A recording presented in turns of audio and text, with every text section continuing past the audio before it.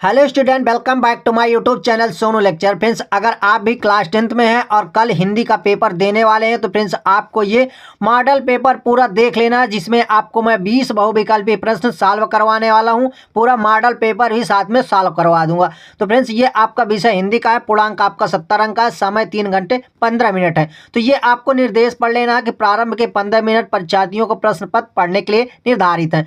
इसके बाद दूसरे में है प्रश्न पत्र 2 खंड आ तथा खंड बा में विभाजित है। तो चलिए फ्रेंड्स, आपको ये 20 बहुविकल्पी है, खंड आ है, आपके 20 नंबर यहाँ से कंफर्म होने वाले हैं। तो किस प्रकार से मैं आपको बहुविकल्पी प्रश्न सॉल्व कराऊंगा, आप चलिए शुरू करते हैं। बाबू गुलाब राय किस युग के लेखक है? यहाँ आपका राइट आंसर सी हो जाएगा।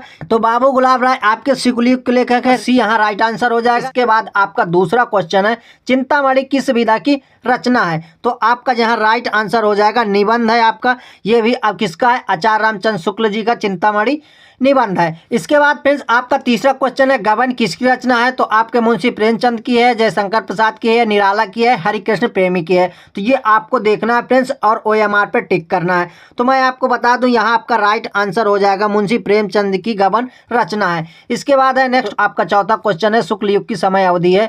तो क्या है? 1936 से 1943 तक, या 1919 से 1938 तक, या 1900 से 1918 तक, या उपरोक्त इनमें से कोई नहीं। ये आपको पहचानना है फ्रेंड्स। ये आपके बहुविकल्पी बोर्ड एग्जाम के लिए काफ़ी ज़्यादा इंपॉर्टेंट है। इनको फ्रेंड्स आपको एक बार तैयार कर लेना है। तो यहाँ चौथा आंसर है जो आपका बी राइट आंसर हो जाएगा। 1919 से 1938 तक आपका सही है। इसके बाद है पांचवा क्वेश्चन है, नीर का निर्माण फिर किस विधा की रचना है? ये आपको टिक करना है, अब पहचानना है। मैं आपको फ्रेंड्स बहुविकल्पी तैयार करवा रहा हूँ, इनको तैयार कर लेना है। तो फ्रेंड्स पांचवा का जो राइट आंसर होगा वो हो जाएगा बी, आपका नीर का निर्माण आत्मकथा है। इसके बाद फिर प्रवास किस युग की रचना है? द्विवेदी युग की है, भारतेंद्र युग की है, प्रगतिवादी युग की है, या छायावादी युग की है? तो इनमें से आपका राइट आंसर हो जाएगा फ्रेंड्स ए, प्री प्रवास द्विवेदी युग की रचना है। इसके बाद आपका है सातवां क्वेश्चन है, मधुशाला किसकी रचना है? फ्रेंड्स ये कई बार आपके बोर्ड एग्जाम में आया है। तो सातवां का जो राइट आंसर हो जाएगा ना वो हो जाएगा सी, हरिवंश राय बच्चन की है। तो ये आपका राइट आंसर सी हो जाएगा,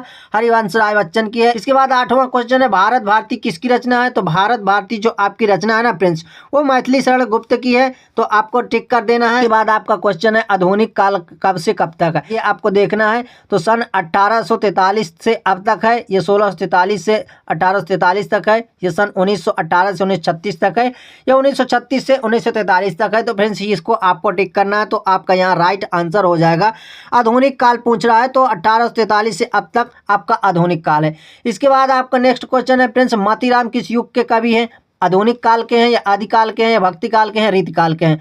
तो मोतीराम जो आपके फ्रेंड्स कवि हैं वो किस युग के हैं ये पूछ रहा है। तो यहाँ आपका जो राइट आंसर होने वाला है ना वो हो जाएगा डी, रीतिकाल के कवि हैं। इसके बाद 11वां नंबर क्वेश्चन है फ्रेंड्स, हास्य रस का स्थायी भाव क्या है? तो यहाँ से आपकी क्या व्याकरण शुरू हो जाती है, हिंदी व्याकरण। तो हास्य रस का स्थायी भाव क्या है? तो इसे तो फ्रेंड्स आप पहचानते ही होंगे। तो यहाँ आपका राइट आंसर सी हो जाएगा, हास्य रस का स्थायी भाव है।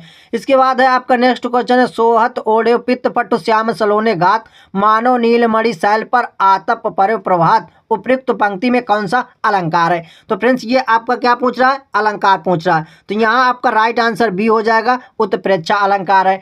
इसके बाद फ्रेंड्स नेक्स्ट क्वेश्चन है आपका 13वां नंबर है, रोला छंद में कितने चरण होते हैं? इसके पहले मैंने आपको अलंकार बताया भी था।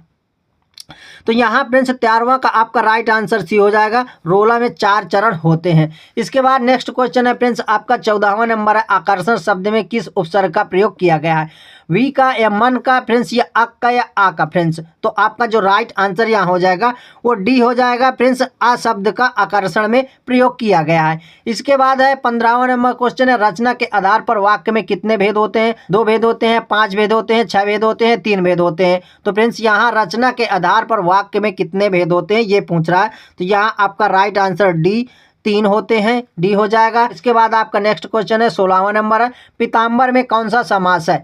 तो पीताम्बर में फ्रेंड्स आपको देखना है, जिसका पीला हो अंबर, पीताम्बर, इस प्रकार से आता है। तो आपको ग्रेस करना है, समास आपने तैयार ही किया होगा। तो फ्रेंड्स आपका पीताम्बर में जो हो जाएगा वो हो जाएगा ए, क्योंकि कर्मधारय समास है। पीताम्बर में कौन सा समास पूछ रहा है? तो जिसका पीला हो अंबर वही होता है पीताम्बर। तो आपका कर्मधारय समास हो जाएगा। इसके बाद 17वां नंबर क्वेश्चन है, आंसू का तत्सम रूप है क्या है फ्रेंड्स? अश्रु है या आंसू है या रोना है या आंख है। तो आंसू का तत्सम रूप जो होगा यहाँ आपका राइट आंसर ए हो जाएगा, अश्रु आंसू का तत्सम रूप है। इसके बाद फ्रेंड्स 18वां नंबर क्वेश्चन है, कृतवाच्य में किसकी प्रधानता होती है? तो किसकी प्रधानता होती है? कर्ता की प्रधानता होती है या कर्म की प्रधानता होती है या भाव की प्रधानता होती है फ्रेंड्स, या इनमें से कोई नहीं? तो यहाँ जो आपका राइट आंसर होने वाला है ना फ्रेंड्स, वो हो जाएगा कर्ता की प्रधानता होती है। तो ए आपका राइट आंसर है। इसके बाद 19वां नंबर क्वेश्चन है, तब है शब्द में वचन एवं विभक्ति बताइए, कौन सी विभक्ति है और कौन सा वचन है? तो यहाँ आपका फ्रेंड्स ए में है षष्टम विभक्ति एक वचन या सप्तमी विभक्ति द्वितीय वचन या षष्टमी विभक्ति बहुवचन या डी में आपका चतुर्थ विभक्ति बहुवचन। तो इनमें से आपको गेस करना है कि कौन सा विभक्ति एवं वचन है, कौन सा वचन एवं विभक्ति है। तो यहाँ आपका राइट आंसर जो होगा 19वां नंबर का वो हो जाएगा फ्रेंड्स डी, चतुर्थ विभक्ति बहुवचन है।